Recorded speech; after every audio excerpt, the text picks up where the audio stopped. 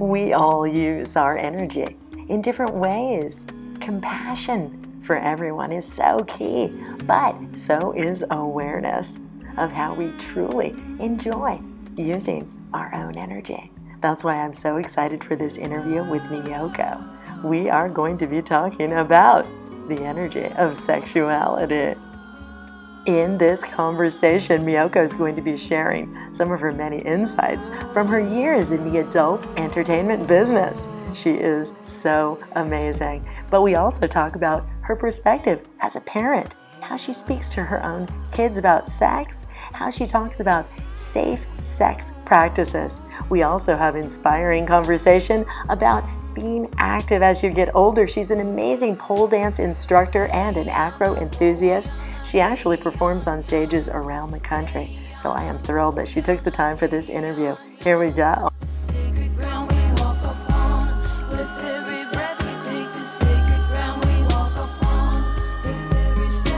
Hi, hello. This show is about energy. And one of my favorite kinds of energy is the energy of sexuality. If you've been tuning into the show, you know that laughter is one of my favorite things too. But sexuality, my friends, oh yeah. I have my friend Miyoko Rifkin here today to talk about the energy of sexuality, basically. I think it's definitely a life force. Yes, definitely. I'm Maria. This is the Strong Body, Strong Soul show. This is Miyoko Rifkin joining us today. I'm so excited. You're an intimacy expert in the field. It's true, you guys. Well, she's amazing. You're amazing. It's funny that you say that, though, because when you hear it repeated back to you, I don't know, I come from a place of humility, so I go, well, I'm not really an expert. But who is? I mean, I think that what I am is a very recreational sexologist, and I love the topic of intimacy and connection, and I feel like human connection is one of the most vital parts of life. Yes. And one that we neglect the most. Yes. In our society, sexuality is kind of taboo, right? Extremely. I mean, no matter where you are in the world, every country has their different degrees of what's okay and what's not, and even amongst our society. And I just love your approach to sexuality. You're just so eloquent. Frankly, the way you describe things. I think that helps, though. That helps a lot, because when people hear street terminology for body parts or actions, then there is a judgment attached to it. But if you just use clinical terms and scientific terms and anatomical terms, then people kind of relax a little bit and go, oh, okay, because there's no emotion attached to it.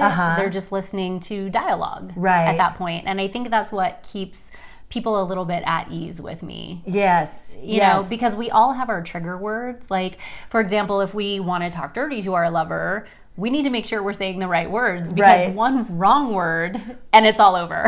Well, and sometimes we don't know what that person, what their perception of that word is. Exactly. And I love the energy that you bring to a room, to a class. Now, you guys, let me tell you, Miyoko is a pole dance instructor. And one of the greatest things about that is the empowerment that you give to the students in the class. And that forgiveness and self-compassion, which we are talking about all the time here. It doesn't matter what shape your body is, what color you are, where you live on the planet. Sexuality is a part of life. But those differences and that diversity are a beautiful thing. Yeah, I think especially as we're younger and we're bombarded with all of these ideas of what is perceived as sexy, right? We're constantly bombarded with these images, and yet nobody really explains to us that everything and everyone is beautiful, and everyone and everything is attractive to somebody else. So, you know, we kind of fit ourselves into a box and think if we go outside of that box that nobody will like us, nobody will love us. Ultimately, that's what we want. And we end up living our lives pretending we're something different than we are. And how much pleasure is lost by trying to be so detached from our bodies that we don't just appreciate them in their current state. Right. I've had plenty of women that come to me and say, oh, when I lose 20 pounds, I'll come pole dance. And I'm like, no, don't do that. Right. Pole dance now. Pole dance now. And if you still want to lose the 20 pounds, go right ahead. But love your body the way it is now. And, find all of the just yummy, juicy sexual energy that you possess now. Right. And it doesn't matter after that. And I find that most women, they're not obsessed with their bodies once they actually are present and within their own body and within their own skin and comfortable. Right. It doesn't matter. We all fluctuate throughout the month anyway. Yes. 10 pounds here or there. If we obsessed about that constantly, my God. Right. We would be in such a state of disconnect that we wouldn't be able to connect with our partners, ourselves, our pleasure, our satisfaction. When we start to get comfortable with our own discomfort, we wouldn't know what to do. Yeah. If we were happy with our body. Right. That would be scary. That would be scary. That would be strange to be so proud of your body, So even liberated. though you're not a magazine model. Right. It is. It's scary to be that liberated. Yeah. And when women do kind of connect with that sexual energy, that sensual power that they have, and then they go out into the public, they also get scared because this energy comes back at them, right? And they're attracting things and they're like, whoa, I don't know how to manage this. Right. Because they might be comfortable exuding their energy, but not yet navigating it. Yeah. Interesting. Wow. So Miyoko, when we first met, your company, tell us a little bit about your company. Well, because so adult toys, basically. And we were talking a moment ago, too, by the way, that ability to fit into a community that has a certain idea in their heads what certain jobs are, let's say. Like we were talking, like the acceptance, like being in the toy industry. How did you feel? How did people react when you told them you were in that industry?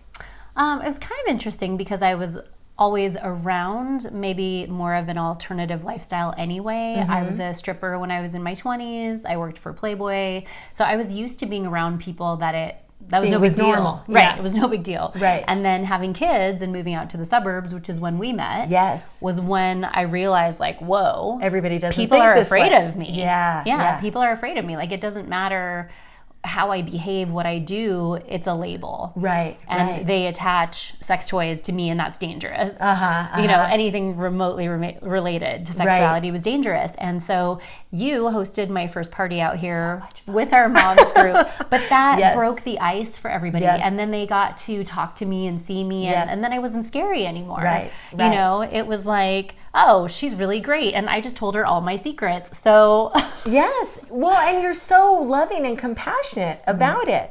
Whether the people are here as a couple situation and they want to spice up their marriage with some toys, or they want to figure out how to talk to their kids about stuff. By the way, and we'll get to that in a minute. Yes. Because parenting, obviously, you have some topics and some things in your home that some of us don't have on the coffee table. And that's I forget that sometimes. And that's okay. And as the kids get older, I think that the worst thing that we can do as a society in general, and that's what I'm talking about just from a spiritual standpoint too, is awareness. Yeah. Awareness of the truth, awareness of our energy.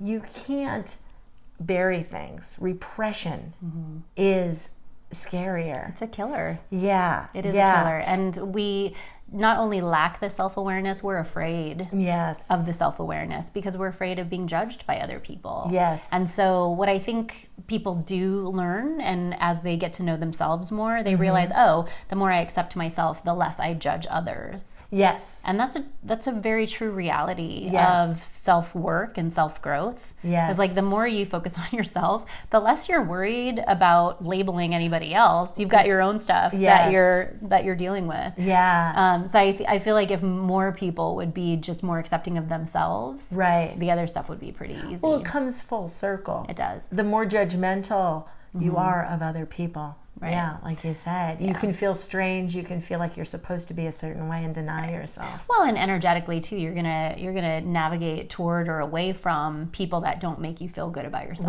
Right. And that's another important thing, is we constantly keep ourselves in a place where people don't make us feel good about ourselves, but we feel like we're supposed to be there. Right. Or we're obligated to be there, instead of just moving away from that energy, taking a break and restoring ourselves and going, oh wait, no, this is what feeds me, not this. Right. And the same is in either direction too, I think, especially when we're talking with teens. Especially with teens. Just because everyone else is having sex and you're not that interested, but you just do it to fit in. Right. Ugh, or to check the box. I mean, stuff. how many of us just needed to tick that box? Yeah. Get it over with. Yeah. Maybe I'm bi, maybe I'm this. Right. Why not? Right. But you got to go back to why. Right. If you're not naturally inclined to it, why pretend? Well, and that's something that I think is terribly lacking in sex education in the school system. Yeah. Is that it's only reproductive science that's being taught in schools, and whatever morality gets pushed in there. Right. But nobody's really talking about pleasure education, and nobody's talking about the plethora of things that you can do in order to give and receive love and affection. Right. So, I really try to just say things around my kids because they don't really want to talk to me about sex. Kids, I mean, my daughter will. They don't even want to talk to you, your own kids? Of course not, because I'm the sex person.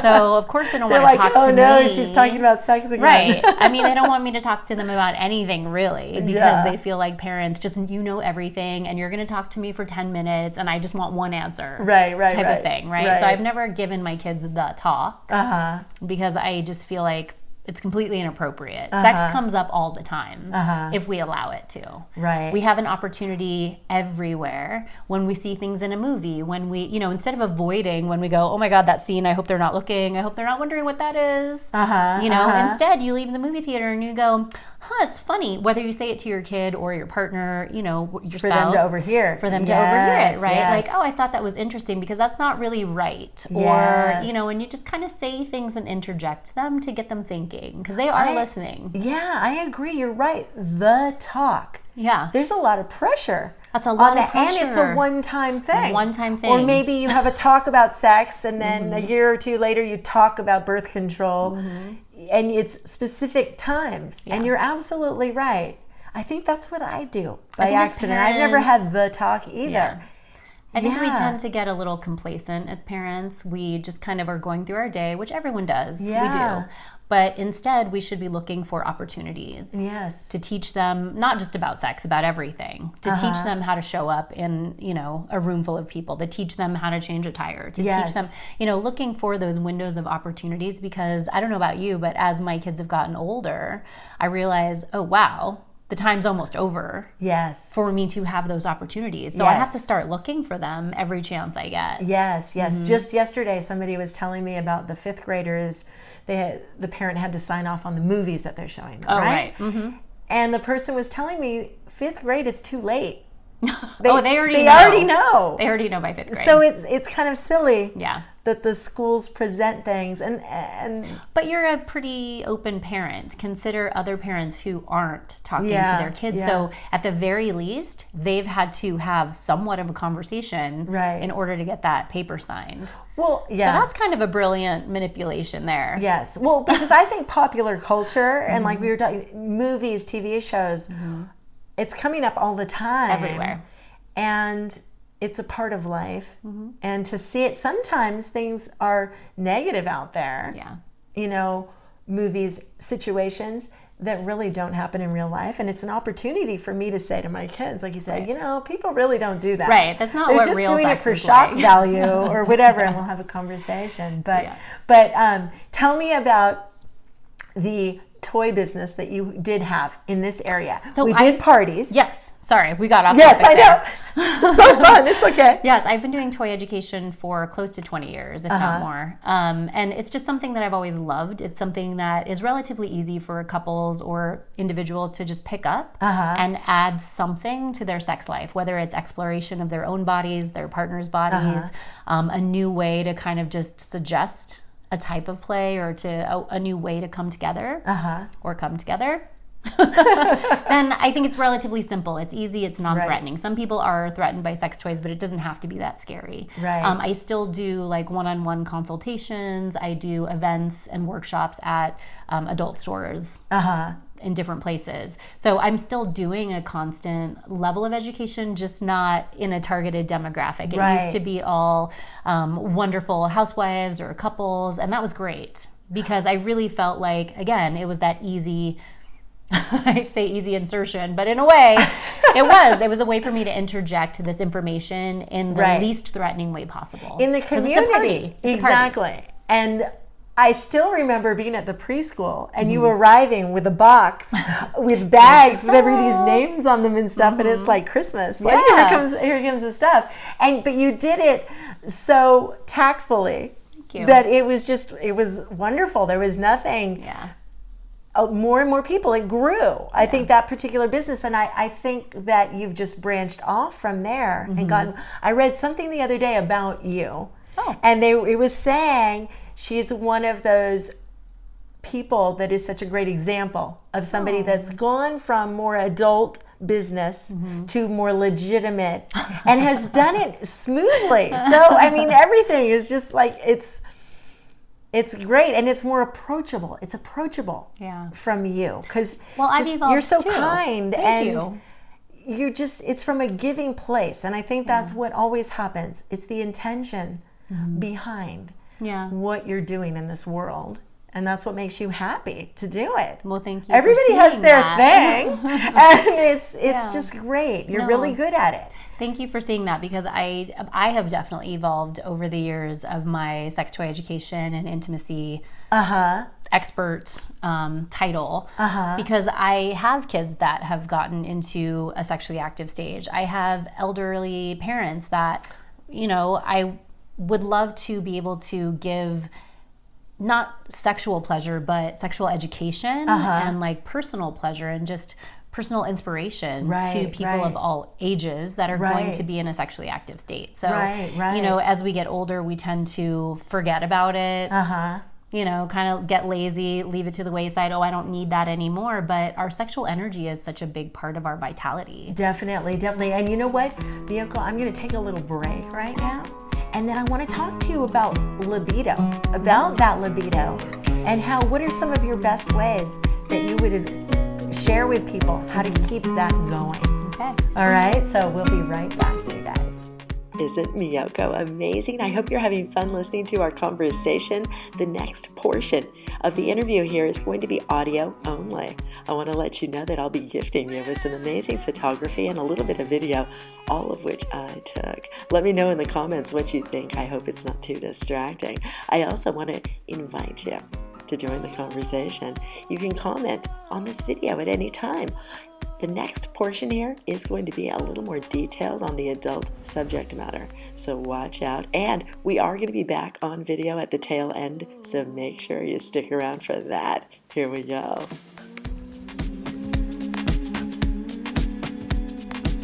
We are back.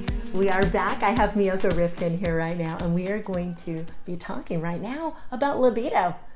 Let's talk about that zest for life. What do you do? How do you help people maintain that? I think the biggest thing to keep in mind with libido is science. Like I said earlier in the show, I'm a kind of a recreational sexologist. I love anything and everything that relates to our sexuality. And one thing that is easy for us in the beginning of a relationship is libido. Desire, passion, all of that stuff comes so easily. From a scientific biological level. So when you're dating somebody new, especially for women, your body's actually pumping a lot more testosterone into your system. All of those butterflies, everything, and that keeps your libido just spiked. Unluckily for men, or whoever it is that we're dating, we get bored pretty easily. Women actually get bored quicker than men. Men like variety, women get bored. We like excitement and adventure. So something not necessarily forbidden, but just not the same thing all the time. So we need that dopamine a little bit more in order to keep our libido in check. So a lot of times just dating in a way that is not the same date every weekend. You know, it's great that couples have a date night. Right. I love that. My husband and I have a couple date nights a week. But if you're doing the same thing consistently, you're not getting that spike. Yes. Of something new. And so it's not really like kind of kicking your engine into a high gear. You're just kind of, oh, okay, it's date night, it's great. Yay. Right? So even going to the movies, going to dinner, it's so nice. But couples who, and they did studies on this as well, couples who go out and do different things like hiking together or, you know, doing some sort of new sport or new activity are actually more interested in each other. Like it spikes because it's different. You have to learn something new together. You're maybe in a position of like fear and unknown together. Yes, some risk, a little bit of risk. You're just reminding me. And Rob and I used to do that. We haven't been every month we would take turns. We would alternate picking a new activity that we'd never done before. Yes. And we live in LA, so there's a lot to choose from. But it's easy to get lazy because it's far to go do everything from where we live. And then the kids are getting older, so the weekends are about tournaments and blah, blah, blah. So time goes quick, but you're absolutely right. So just changing it up from an activity, from a date standpoint. Oh yeah, even if it's just a dating thing, like just change it up. I mean, even just on a completely non-sexual level, they say that even brushing your teeth with your opposite hand keeps your brain sharp because you're not doing the same thing. It's not implicit memory anymore. Yes. Right, you're having to actually like get everything moving to go, oh, how do I do this again? That's so funny that you say, though, too, that women especially are more interested in changing it up because those toy parties, let's face it. All the women. Oh, and the men were okay with that, of course. But they're like, okay, honey, here, go ahead, get whatever you want. And, we'll test it out when you get home. But really, it's the women that need to keep things interesting and exciting. Interesting. Now, I have to tell you, actually, I have a couple of questions. A couple of listeners, when I told them that I was going to be interviewing you, they sent me some feedback, actually. Just a couple of people out there I knew that would give me good feedback. So I had a couple of questions. I just remembered I was going to ask you. Okay. Expiration of olive oil in the kitchen goes bad. What about those oils? Depends on what you've got. So essential oils tend to stay good for a long time. Like doTERRA essential oils. Sure, any type of like pure essential oils. But when you're dealing with nut oils, almond oils, things like that. So even if you have like a natural massage oil, smell it first because oils go rancid rather quickly. Thank you. What do you think? What would you advise? What's the shelf life? Have you had... it depends on how much you have to dump synthetic stuff is in. Oh, I've had plenty of things I've had to dump. Yeah. It's such a shame. You guys, life is too short. Use the oils. Use the massage oil. Seriously, you can have a Kama Sutra kit sitting there for 10 years and you go and it's bad. You know, not that I've done that, but you go to take it and you're like, oh. Yeah, it does happen. So restock those massage oils for sure. Or, if you keep coconut oil in the kitchen, that's great for a massage. It's great for sex if you're not using condoms, but it's not condom safe. So just make sure, right? That's right. So anything that's oil-based is not condom safe, which is why we were talking about kids and the information they get. This is why education is so important. Yeah. It really There are little things that we maybe don't know, don't talk about, and we just assume they're okay. But oils are not good for condoms. So. Well, one of the other questions that somebody was asking was about condoms, actually, because they were forgetting. Their kids are starting to ask them now. Oh, yeah. What types of condoms are out there? like what? And it's changed. I know, so much. That's the thing. That's what they wanted me to ask there's so much information out there. Yeah. And I think when you're talking on social media, when you have a show like this, for instance, my whole point is to raise awareness and education. That's what it's about. Right. So give us your cheat sheet. Tell us. Well, something that I read really recently that I found fascinating that I didn't even realize is that only 60% of the condoms out there are designed to fit most men. The size. Correct. Okay. So 40% of men can't just go to the store and buy a condom that's going to fit them well. Because it's too small That's or too a big big? number. Either way? Yeah, that's a big number. So I think, especially when it comes to body acceptance for men, I can't tell you how many clients I have that are male. Yes. And their first question is my penis normal? Wow. And so, we focus a lot on women's bodies acceptance, but men have the same issues about their bodies, and they have the same misconceptions about what it is that pleases women or men, whatever their sexual partners are. Right. In regard to their penis size. And so it's always humbling when I get that question. And it's like, wow, the average encompasses such a wide range, but yet 40% of men out there don't even fit the average. That's a big percentage. Yeah. That is. And men, I mean, I don't know, Riley can go in somewhere, use a restroom somewhere, and you see other guys, but you really don't want to stare, probably. Right. I'm sure you're not comparing. Right. But there's that. But men are taught to compare. Yeah. Because they're taught that we care, that their sexual partners are going to care about the size of their anatomy. And I guess it's the same for women too. We're kind of raised to think that breast size is really important. And being a smaller breast size myself, it wasn't until I was in my 20s, well into my 20s, that I learned to love my breasts, really. Right. And was like, oh, wait, I don't have to have huge boobs for men to like me. Right. And then you get into childbearing. Oh, yeah. And they get bigger. That's a whole other story. And they might never go back all the way. Anyway, there's all that. We all are to some degree partialists, which means there's a certain part of the body that really turns us on. Right. So for some men, it's going to be breasts. For some men, it's butts. For some men, it's armpits. It's feet. It's, there's all different parts of the body that we're excited about and turned on by. And if we have those discussions with each other as we're raising our kids, there's so much out there that is this beautiful aspect of sex and sexuality that we never even talk about. All we talk about is penetrative sex. Right. Yeah. That's it. And that's this much right. about all of the pleasure and the intimacy and the connection that we can have with someone. Right. Well, and then we can get into the ugly side of penetration too, which we were talking about in movies, and some things that are in the movies that I've had to talk with my son about. It's like anal sex, the princess promising it's just sometimes the way you know what movie I'm talking about? Yeah. It's like, you can put it in my butt. Right. And I'm like, what?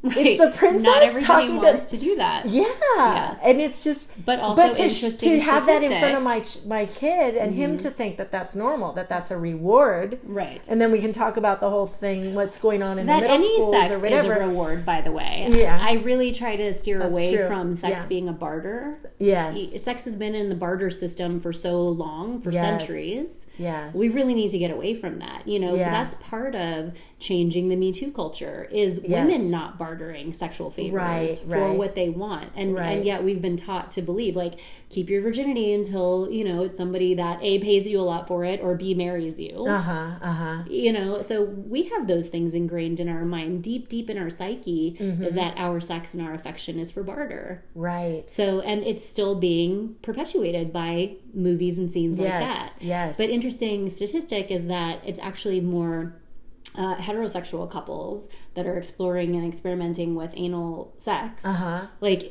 did a study that over the course of the last 3 to 6 months, how often have you and your partner had sex? And they asked the question to gay couples and also to straight couples.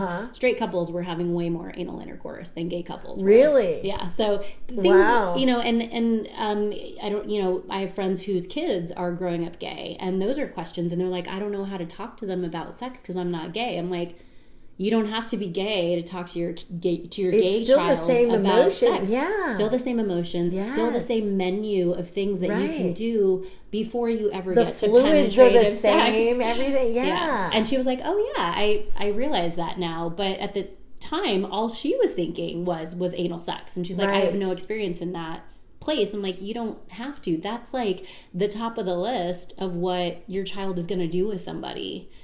Cover everything in between. Yes. Cover everything in between, because those things shouldn't be the first thing on their list. Right. And you know what happens is, thank you for saying that. You're right. What a great thing to bring up, you guys, because what happens is, if it's something that's foreign to us, we have an instant aversion to it. Right. Even if it's our own kid. Right. We don't know how to talk about it, and so we avoid it. Right. And unknowingly, we kind of yuck their yum a little bit, and we go, oh, that, and we kind of, there's a judgment there. Right. Or a perceived judgment, and we don't want to do that. Right. Yeah. Right. Wow. Let me ask you the third question that came out of people in the area. Sexual activity for kids. What I think is that common? I guess so. This person was asking me because she has two boys. One's 11, one's 15 or something. The 11-year-old is really promiscuous already. Wow. And it's the girl. There's a girl in their neighborhood that's older. That's seducing. Young boys. Yeah. So and let's switch gears too in a moment to the Me Too thing. Right. Because boys are victimized as well. Oh yeah. This is clearly a type of sexual predator. Yeah. And it's legal because of the legal system that we have in place, because of the difference in age range. I don't know how old the girl is. That does become a question, because at some point it could become a legal issue. Right.